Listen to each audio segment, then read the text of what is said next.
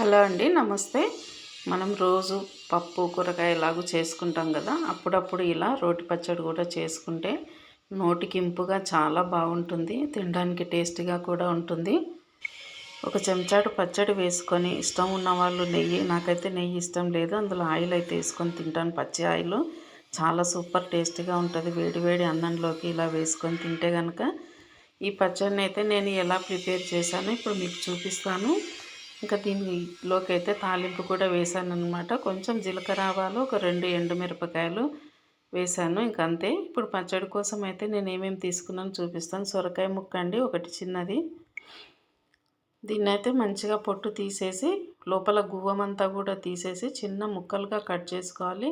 దీనిలోకి 2 medium size టమాటోలు, అలాగే 7-8 పచ్చిమిరపకాయలు, చింతపండు, ఒక సగం నిమ్మకాయ అంత చిన్న నిమ్మకాయలో, ఎల్లిపాయలు, జీలకర్ర, అలాగే పల్లీలు ఒక పావు కప్పు, తగినంతగా ఉప్పు, పసుపు తీసుకున్నాను. ఇప్పుడు సొరకాయనైతే చిన్న ముక్కలుగా ఇలా కట్ చేసుకున్నాం కదా. ఇప్పుడు స్టవ్ ఆన్ చేసి బాండి పెట్టేసుకుందాం.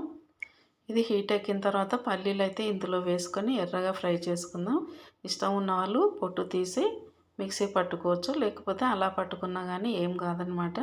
పల్లీలు వేగిపోయినాయి, ఒక ప్లేట్లో వేసుకుందాం. మళ్ళీ అదే కడాయి పెట్టేసి ఇందులోకి ఒక టేబుల్ స్పూన్ వరకు ఆయిల్ వేసుకుందాం. ఆయిల్ కొంచెం హీట్ ఎక్కిన తర్వాత ఇందులోకి అయితే జీలకర్ర తీసుకున్నాను కదా, అలాగే పచ్చిమిరపకాయలు, జీలకర్ర వేసిన తర్వాత పచ్చిమిరపకాయలు, ఇంకా ఎల్లిపాయలు ఒక 7-8 తీసుకున్నాను. అవి కూడా ఇందులో వేసుకొని కొంచెం వేయగానే పచ్చిమిరపకాయలు వేసుకోవాలి. పచ్చిమిరపకాయలు వేయగానే మూత పెట్టేయాలన్నమాట, ఎందుకంటే చిటపటలాడతాయి కాబట్టి మూత పెట్టేసుకొని కొంచెం వేగిన తర్వాత తీసి ఒకసారి ఇలా కలుపుకోవాలి. ఇలా కలుపుకున్న తర్వాత కట్ చేసి పెట్టుకున్న సొరకాయ ముక్కలు ఇందులో వేసి వేపుకోవాలి. మధ్య మధ్యలో కలుపుతూ ఉండాలి. ఒక 30% కుక్ అయ్యేంత వరకు కలుపుకోవాలి. ఇలా కలుపుకున్న తర్వాత 2 మీడియం సైజు టమాటాలు అయితే తీసుకున్నాం కదా, అవి చిన్న ముక్కలుగా కట్ చేసి పెట్టుకుందాం ఇందులో వేసుకోవడానికి. ఇప్పుడు ఇదైతే కొంచెం కుక్ అయింది కదా, ఇందులో మరీ మెత్తగా అవ్వనవసరం లేదు. మరి మెత్తగా అయిపోతే అస్సలు బాగోదు పచ్చడి అనేది. కాబట్టి ఇప్పుడు ఇందులో కట్ చేసి పెట్టుకున్న టమాటా ముక్కలు కూడా వేసుకుందాం. వేసుకున్న తర్వాత ఇంకా చింతపండు, అలాగే ఉప్పు, పసుపు 3 వేసుకొని బాగా కలిపి పెట్టుకొని మూత పెట్టుకొని ఒక 2-3 నిమిషాల పాటు మగ్గించుకుందాం దీన్ని.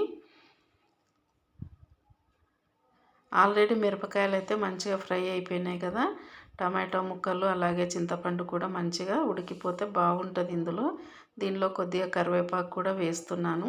కరివేపాకు వేసిన తర్వాత మరోసారి ఇలా కలుపుకొని మూత పెట్టుకోవాలి. ఇది తినడానికి అయితే చాలా బాగుంటుంది. చపాతీలోకి కానీ రైస్లోకి కానీ ఈ పచ్చడి అయితే చాలా టేస్టీగా ఉంటుంది. ఇంకా అంతేనండి. 2 నిమిషాల తర్వాత దింపేసుకొని చల్లారిన తర్వాత మిక్సీ పట్టేసుకోవటమే.